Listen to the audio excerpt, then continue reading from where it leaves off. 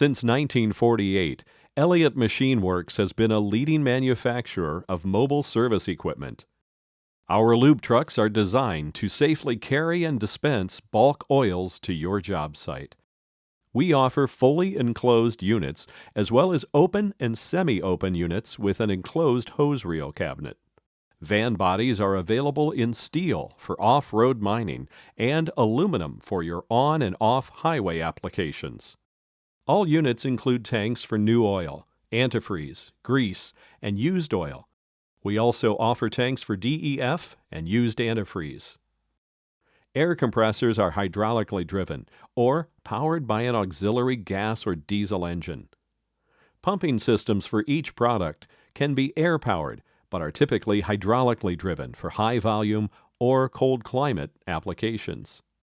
Underbody storage cabinets are aluminum, but heavy-duty steel construction with aluminum doors are available. Hose reel enclosures are available with roll-up, flip-up, or swing-out doors. Enclosed units are insulated and heated.